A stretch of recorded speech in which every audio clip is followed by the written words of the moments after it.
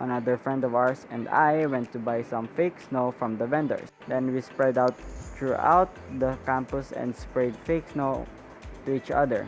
Another is that I sprained my ankle when we were playing basketball.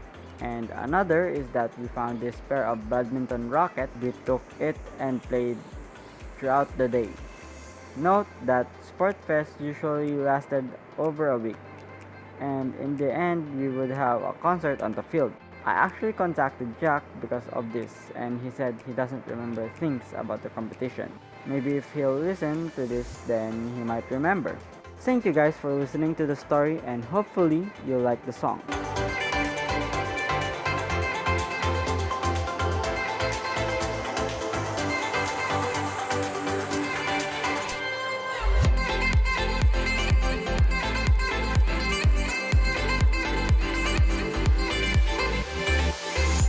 Thank you guys for watching, and don't forget to hit the like and share.